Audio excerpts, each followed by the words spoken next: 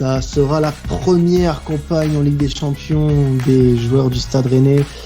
Bonjour à tous et bienvenue dans cet épisode de temps additionnel spécial Stade Rennais Krasnodar. La première journée de Ligue des Champions entre ces deux clubs qui vont tous les deux connaître une première phase de poule de Ligue des Champions. Et pour cela, pour en parler aujourd'hui, je vais avoir la chance d'avoir deux invités qui représentent tous les deux les deux clubs différents de cette rencontre.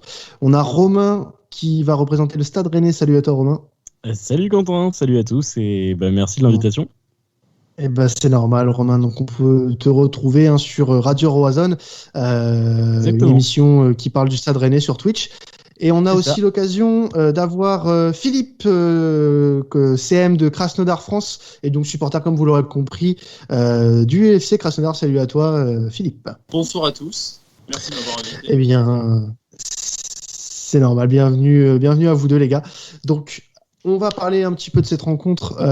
Tout d'abord, j'aimerais qu'on parle un petit peu de Krasnodar, puisque c'est un club qu'on ne connaît pas forcément beaucoup, notamment dans le paysage français, même si on connaît quelques joueurs, notamment Rémi Cabella, qui lui, malheureusement, sera absent aujourd'hui face à Rennes. Philippe, qu'est-ce que tu peux nous dire un petit peu de Krasnodar? Présente-nous un peu ton club. Qu'est-ce qui se passe actuellement du côté de la Russie avec Krasnodar? Eh bien, déjà, bon, c'est pas un nom très très connu. Eh bien, c'est un petit peu normal. Par contre, c'est possible que ça le devienne de plus en plus. Alors, le club lui-même est extrêmement récent. Il a été fondé le 28 février 2008. Donc, alors, c'est très récent. C'était il y a 12 ans. Alors, en fait, comme beaucoup de clubs en Russie, le FK Krasnodar, il est dirigé par un milliardaire. Ici, il s'agit de Sergueï Galitsky, donc c'est un oligarque russe, l'une de ces personnes qui se sont enrichies dans les années 90 au moment où la Russie s'est mise à l'économie de marché. Et il a la particularité d'être né dans la région de Krasnodar, donc c'est dans le sud de la Russie, non loin de la Crimée et du Caucase. Il a aussi la particularité de ne pas avoir fait fortune dans les matières premières, mais surtout, c'est un vrai passionné de football. Et ça, quand même, c'est la différence majeure.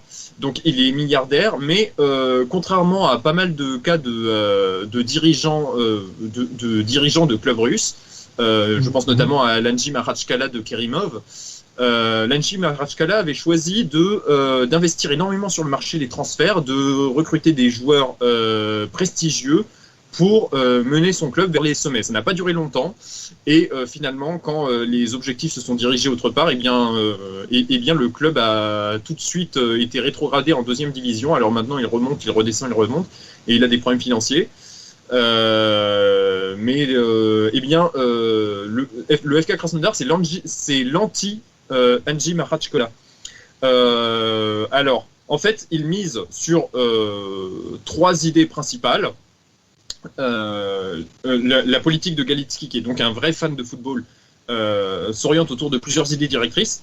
La première idée, c'est qu'il n'achète pas de grandes stars internationales à un prix exorbitant. Donc ça, c'est un point qui vraiment tranche avec Lanji Makhatchkala. Pour illustrer cela, il suffit de vous dire que Rémi Cabella, qui est venu de l'AS Saint-Etienne l'an dernier pour 12 millions d'euros, c'est le joueur le plus cher jamais acheté par le club. Donc la recrue sera intelligente. Faible dépense.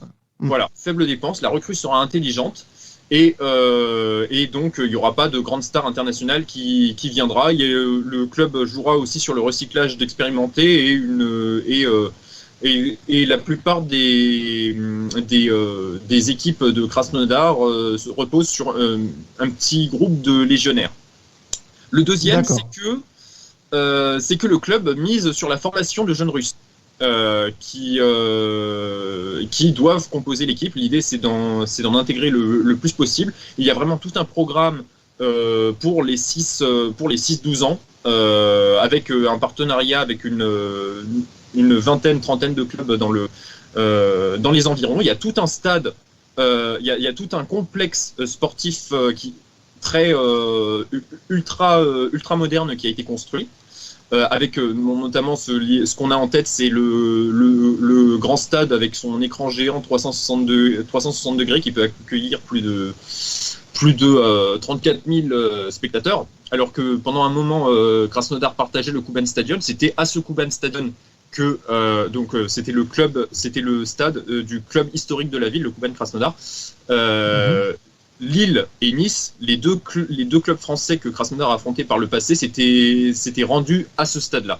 Dans le cas de Rennes, ce sera dans ce stade ultramoderne. Et puis, sinon, la troisième idée, c'est que Krasnodar doit proposer un football offensif attrayant. L'entraîneur emblématique Oleg Kononov, qui a été sur le banc de 2013 à 2016 et qui a permis au FK Krasnodar de découvrir l'Europe, celui qui a construit ses premiers grands succès, eh bien, il en est le symbole. Et Mourad Moussaïev, donc l'entraîneur qui ne sera pas là demain parce qu'il est malade, c'est la nouvelle de la journée, il a pas mal renoué avec ce style.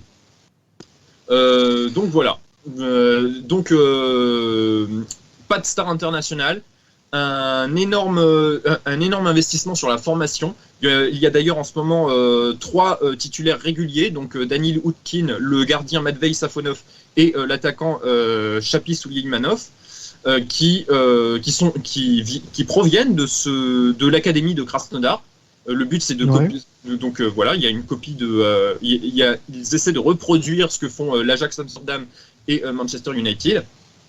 Et puis donc le but quand même, c'est qu'il y ait du football offensif, c'est que ce soit attrayant pour le public. Voilà. Eh ben les Rennais sont prévenus en tout cas. Alors en parlant des Rennais justement, Romain, parlons un petit peu de la forme du moment du Stade Rennais. Alors un match assez compliqué ce week-end pour les Rennais face à Dijon. Qu'est-ce que tu peux nous dire actuellement sur la forme des hommes de Julien Stéphan ? Bon, alors, comme tu l'as dit, donc après cette trêve, on a affronté Dijon, là, vendredi. Coup d'arrêt, certes, avec un match nul. Juste avant la trêve, on a aussi fait un match nul contre Reims. Mais toujours est-il que ce début de saison du Stade Rennais est le meilleur que le club ait connu. On était en tête du championnat jusqu'à cette journée-là. Paris vient de nous passer devant, Lille aussi avec sa victoire contre Lens, mais le début de saison est très très bon. On a des recrues qui commencent à bien fonctionner, notamment Serhou Guirassy qui nous a rejoint et qui est déjà très performant. On a des recrues qui sont arrivées également en fin de mercato comme Rogani, Dalbert ou Jérémy Doku. Voilà, ils vont petit à petit prendre un peu de place. Daniel Rogani a fait un match plutôt correct, notamment vendredi. Dalbert, ça a été très très compliqué, donc à voir ce que ça va donner. Il aborde pas ce match avec la plus grande des confiances.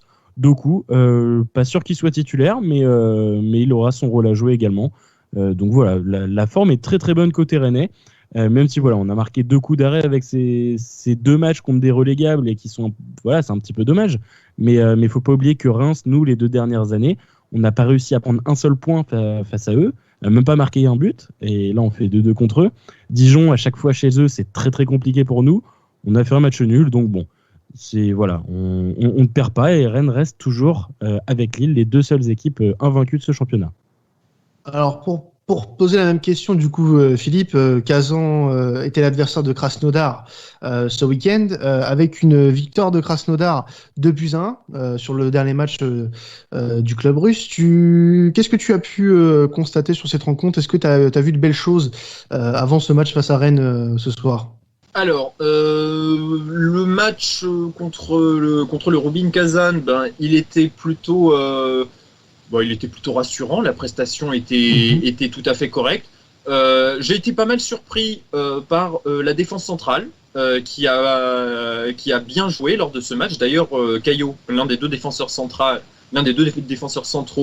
a été nommé homme du match. Et ça, c'est plutôt une bonne surprise parce que Krasnodar, depuis plusieurs mois, montre justement des faiblesses dans la défense centrale. Alors c'est un peu paradoxal à dire parce qu'historiquement la défense centrale de Krasnodar elle avait été bonne, notamment de 2014 à 2016 où la défense centrale elle était composée d'Andreas Granqvist, donc celui qui est devenu le capitaine de l'équipe de Suède post-Zlatan Ibrahimovic, celui qui a mené la Suède en quart de finale en laissant de côté les Pays-Bas, l'Italie, l'Allemagne comme on sait.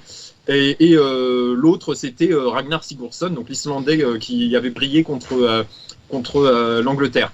Eh bien, depuis ils sont partis, Sigurdsson en 2016 après son succès à l'Euro et Granqvist après la Coupe du Monde 2018. Alors depuis, il y a Alexandre Martinovic qui est biélorusse, qui est là depuis très longtemps, il est là depuis 2010. Mais il est vieillissant et donc il a d'ailleurs récemment commis une erreur défensive contre le Dynamo Moscou avant la trêve internationale de ce mois-ci. Il y a donc Caillot, dont je viens de parler, qui a donc fait un très bon match contre le Rubin Kazan, mais qui d'habitude est peut-être facilement mis sous pression quand l'adversaire remonte. Là, il peut commettre des erreurs. Et puis sinon, il y a Sorokin, donc qui a joué contre le Rubin Kazan, mais qui est un peu jeune et qui commet encore des erreurs. Donc le fait que contre le Rubin Kazan, la défense centrale est tenue bon, ça c'est vraiment un bon signe, ça fait du bien et il faut espérer j'espère de mon côté qu'ils sauront être au top demain contre Rennes. Alors. Le gros point quand même qui est douteux pour moi, c'est la capacité. Même si Krasnodar essaie toujours de proposer un football offensif attrayant, c'est aussi la capacité à trouver la bonne position de tir et donc à transformer les attaques en des tirs, en de vraies occasions.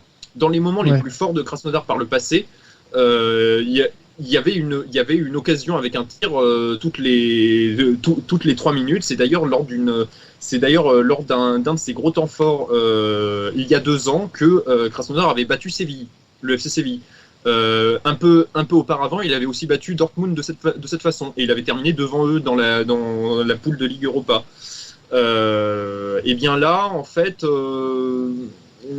Krasnodar a quand même du mal à transformer ses attaques en de véritables occasions et donc ça fait moins d'occasions de but contre le PAOK Salonique qu'il a éliminé en barrage de la Ligue des Champions pour se qualifier. Il y a eu quand même pas mal de moments de souffrance. Alors, ce sera des choses à savoir pour cette rencontre. En tout cas, merci à toi de nous faire part de tout ça, Philippe. Alors, vos deux équipes vont toutes les deux connaître, vivre leur première campagne européenne en Ligue des Champions. Qu'est-ce que ça vous fait de vivre ce genre d'émotion à quelques heures de ce match de ton côté, Romain? Qu'est-ce que ça te fait comme sensation? Eh ben, moi, oui, donc tu l'as dit, ça va être une première. J'aurai la chance d'être au stade, puisque j'ai réussi à avoir ma place en étant abonné avec le COP. Je fais partie de ces 5000 chanceux. Sésame. Exactement, ouais, vraiment, je suis super content. Et non, c'est incroyable l'engouement dans la ville déjà depuis, on le dit beaucoup plus maintenant dans les médias, mais l'engouement depuis 3-4 ans autour du Stade Rennais est incroyable. J'ai vécu l'épopée Europa League quand on gagne contre Arsenal. J'étais à Séville, au Benito Villamarín, quand on gagne 3-1, alors qu'on avait fait 3-3 à l'aller et que personne n'y croyait. J'étais là à Emirates également, même quand on a perdu contre Arsenal, mais j'ai fait aussi la finale de Coupe de France, bref. J'ai vu petit à petit l'évolution du Stade Rennais, qui a été très rapide pourtant. Et là, voilà, cette première en Ligue des Champions, franchement, même toute la communication là autour, le stade jusqu'à il y a quelques minutes a fait une vidéo assez incroyable avec l'hymne de la Ligue des Champions, version opéra dans l'Opéra de Rennes, au Roison Park. C'est tout l'engouement qui arrive autour, c'est vraiment incroyable et j'ai tellement hâte, à titre personnel, de voir ça parce que tu l'as dit, du coup je fais partie de Radio Roison. Nous aussi on vit à peu près on vit la même évolution, on la vit ensemble et voir ça, tout ce qu'on fait aussi pour le club, on fait beaucoup de choses autour et voir que en échange entre guillemets, les performances sont là et qu'on a cette Ligue des Champions qu'on va tous découvrir ensemble, ça va être magnifique. Alors, moi, j'aimerais rebondir sur ça, sur le fait que c'est beau de voir un club comme Rennes grandir sous ces dernières saisons, parce que tu l'as dit, les résultats sont là, les performances au niveau des coupes européennes sont également présentes, et en championnat, ça s'est montré la saison dernière avec une très belle régularité. Ouais, et le Covid, mais faut pas oublier. Voilà, c'est ça. Et puis, on vous a souvent taxé, alors très certainement, et puis je pense à juste titre, de magnifiques losers quand même, parce que vous avez un palmarès sur ces dernières années qui est assez pauvre. Bien sûr. Des finales perdues et pas de titre surtout. Pas de titre. Et là, le fait d'avoir regagné une Coupe de France il y a 2 ans et le fait d'avoir des campagnes européennes assez convaincantes vous replace dans le haut du tableau au niveau du foot français et vous met vraiment dans une belle conversation, j'ai envie de dire, avec des clubs qui vous étaient supérieurs il y a encore 3-4 ans de ça. Donc moi, je trouve ça très beau comme évolution et je pense que vous avez votre carte à jouer dans ce groupe qui va rester très compétitif, parce qu'on va le rappeler tout à l'heure de quoi est composé ce groupe, mais il y a, tout comme Krasnodar d'ailleurs, dont on va parler juste après, assez de chance dans ce groupe, selon moi. Alors, Krasnodar, justement, Philippe. Si je peux réagir. Vas-y, Romain. Ouais, excuse-moi, mais oui, je suis d'accord. Et pour moi, on a carrément quelque chose à faire. Et là où tu dis quelque chose d'intéressant, c'est que c'est vrai, Rennes a totalement gagné en crédibilité. C'est ça. Clairement, maintenant, c'est compliqué de nous vanner. Sur quoi tu veux vanner le Stade Rennais aujourd'hui ? L'évolution est incroyable. Nos deux milieux sont deux internationaux français. Voilà, on fait pousser une pépite comme Kama. On arrive à tirer des grands joueurs quand même. Nzonzi qui est champion du monde. Alors qu'il y a quelques années de ça, quand on se remémore les mercatos d'il y a 5 ans, ça avait rien à voir, quoi. Donc voilà, aujourd'hui il y a de très très bons joueurs. On arrive à tirer Jérémy Doku qui est une pépite monstrueuse et qui il y a 2 ans il me semble été pisté par Liverpool. Il devait signer là-bas. C'est incroyable. Maintenant Rennes devient très attractif, et pour nous, voilà, en tant que supporters, c'est magique. Je pense qu'il y aura après, on va pas forcément rebondir là-dessus, mais je pense qu'il y aura un cap le jour où vous vendrez Camavinga. Vu le prix qu'il va rapporter, je pense que derrière, il y aura le moyen de faire quelque chose de beau, de construire une très très belle équipe. Oui, après, je pense que plus tard Camavinga partira, mieux ce sera pour vous, je pense. Je pense que tu redoutes son départ un petit peu. On s'y prépare. C'est sûr. Oui, vaut mieux. Vu le talent du bonhomme, je pense pas qu'il restera longtemps à Rennes. Les sirènes du Real vont l'attirer plus vite que prévu, je pense. Alors, justement, Philippe, loin du Real et de tout ça, vous allez aussi vivre votre première campagne européenne avec Krasnodar, enfin du moins campagne de Ligue des Champions.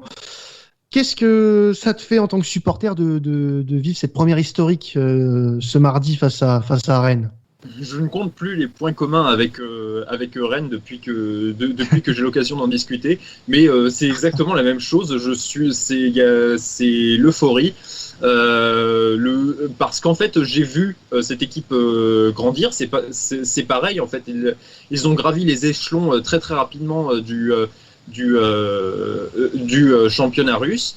Et puis à partir de 2014, ils se qualifient pour toutes les campagnes européennes.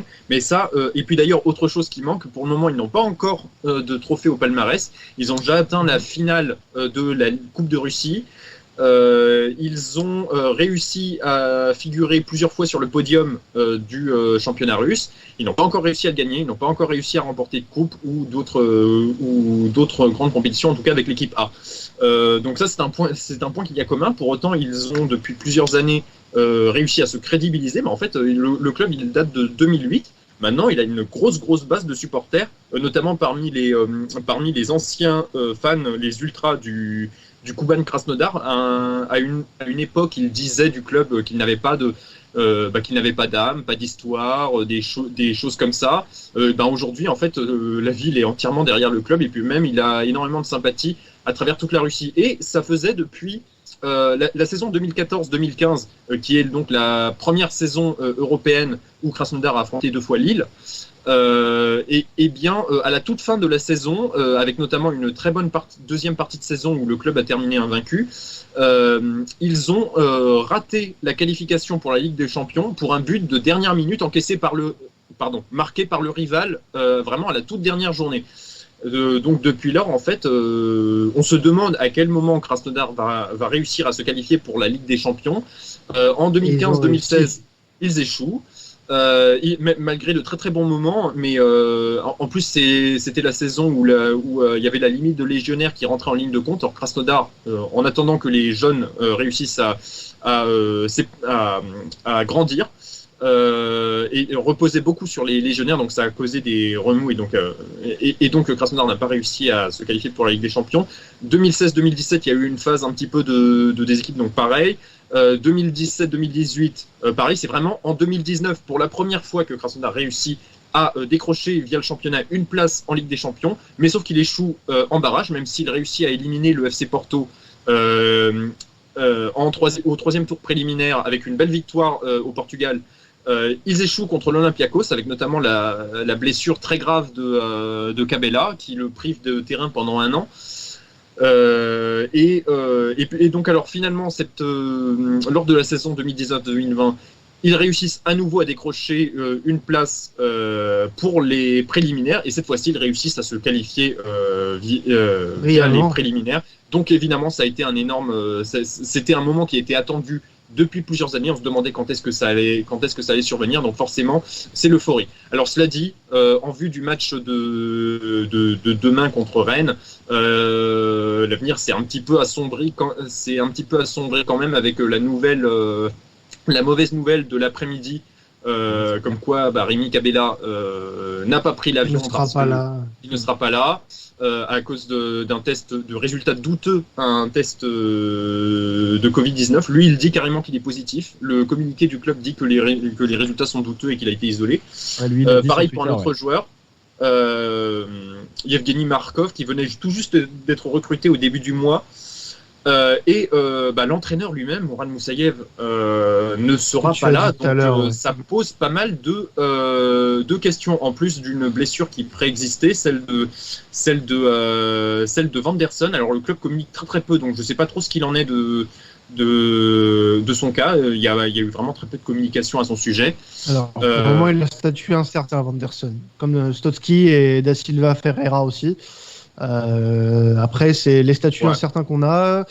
Vanderson est titulaire selon les infos qu'on a, mais on n'a pas plus que ça.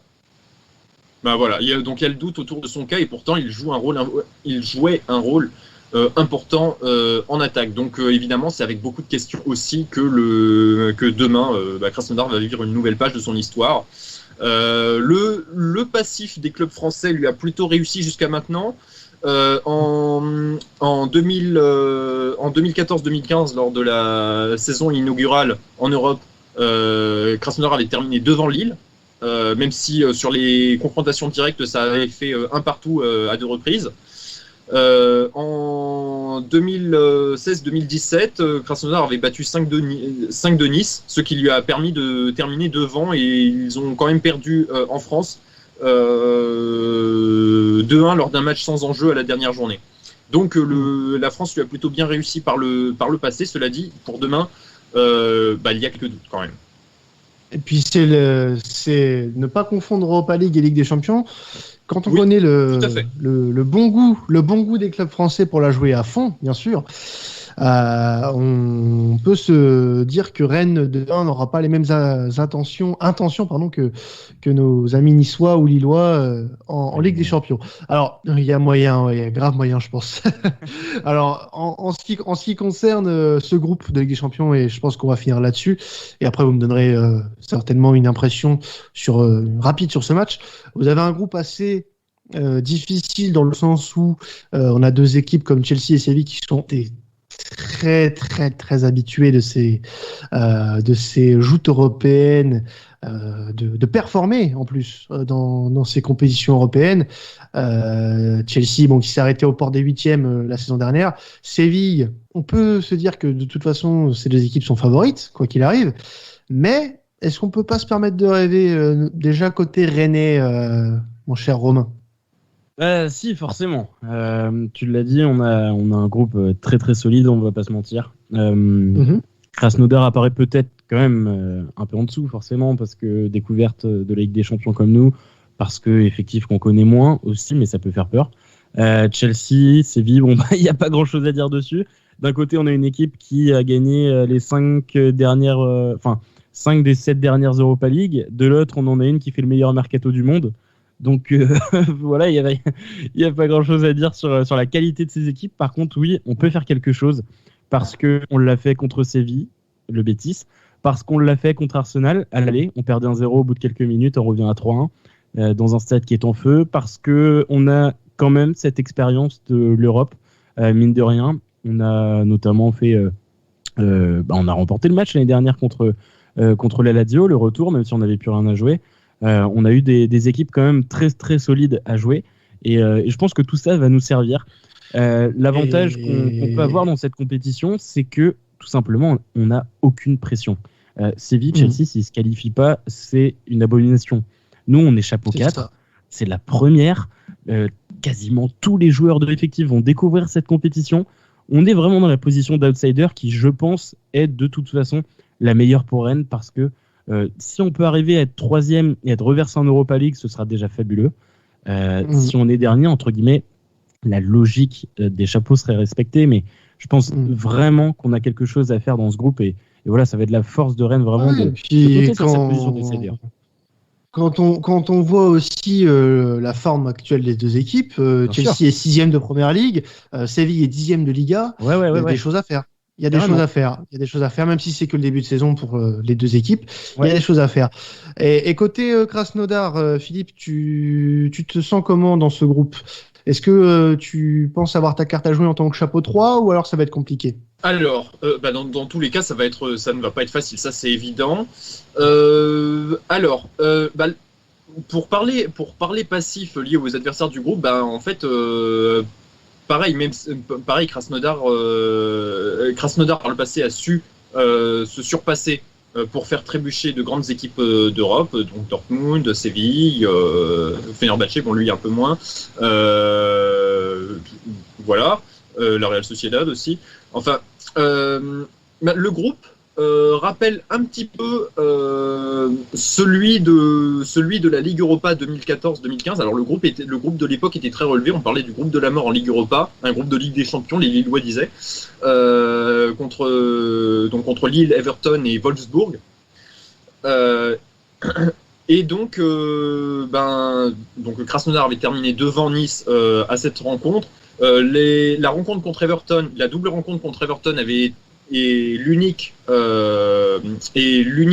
Everton est l'unique adversaire anglais que Krasnodar n'ait jamais affronté par le passé. Et lors de cette double rencontre, donc Krasnodar avait pu décrocher 4 points en ne passant pas loin d'en décrocher 6. Et puis contre Séville, ils avaient récupéré il y a 2 ans les 3 points à domicile au terme d'un match dantesque de très très bonne qualité sur le terrain, mais quand même de base, il est clair que l'équipe ne part pas favorite pour une qualification au 8e de finale. Je crois franchement que Krasnodar aborde un petit peu la Ligue des Champions dans le même état d'esprit que Rennes. Si jamais elle termine 4e, ce sera pas vécu comme une honte ni quoi que ce soit, ce sera vécu comme une leçon apprise, je pense. Si l'équipe finit 3e, je pense qu'ils seront contents. Si ils réussissent à se qualifier pour le tour suivant, l'équipe sera aux anges, c'est à n'en pas douter. Parmi les fans de Krasnodar, il y en avait pas mal qui rigolaient sur le fait que Séville finissait souvent 3e pour ensuite aller gagner la Ligue Europa, et hop, ça leur permettrait de finir 2e. Bon, ça c'était plus sur le ton de la rigolade. En étant réaliste, être 3e, ce serait déjà un très bon résultat, je pense. Clairement, il y a un coup à jouer. C'est une grande opportunité parce que alors cette année, la Russie a rétrogradé derrière le Portugal au classement UEFA, et donc ça fait une place de moins en Ligue des Champions. Donc ça donne moins de chances à Krasnodar de reparticiper à la Ligue des Champions. Donc c'est vraiment une occasion à ne pas laisser passer. Ils vont jouer leur coup, ils vont engranger de l'expérience, et puis ils verront bien où cette expérience les mène. On va passer au pari, les gars. Donc sur cette rencontre entre le Stade Rennais et le FC Krasnodar, ça va être une rencontre, je pense, disputée, parce que, comme vous l'avez dit, ce sont 2 clubs qui ont des ambitions communes et qui ont les mêmes attentes sur cette compétition, je pense, même si on a une attente, du moins une attente côté français pour le Stade Rennais avec cette première participation en Ligue des Champions. Et mine de rien, selon les bookmakers, les Rennais sont favoris de cette rencontre malgré leur statut de dernière tête de série. Rennes avec une cote à 1,82 pour cette rencontre. Donc l'équipe de Transitionnel va vous conseiller une victoire de Rennes à 1,82. Bien sûr, Romain, je pense que tu as le même pari. Bien vu. Je sais pas comment tu t'en écoute, moi j'ai fait un lien. Supporter rennais va au stade demain. Tu vois, ça va peut-être t'aider. Ça peut jouer en effet. Non, moi j'ai misé le 3-1. Le 3-1, eh ben, ça doit être une belle cote. En effet, j'ai pas vu exactement ce qu'il y avait pour le 3-1, mais on a une très belle cote. Alors, pour toi, Philippe, ça sera quoi ton pari? Moi, j'ai pas trop envie de parier sur un score particulier.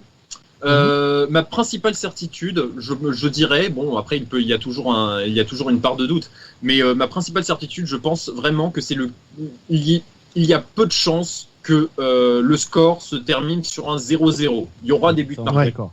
Parce que ça a déjà l'air d'être plutôt rare du côté de Rennes d'avoir des 0-0. C'est très rare du côté de Krasnodar.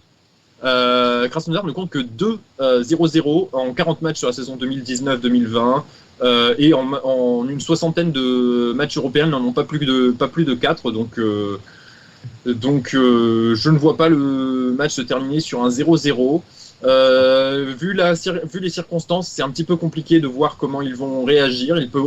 Comment ils pourraient réagir aux problèmes qu'ils n'auront pas d'entraîneur.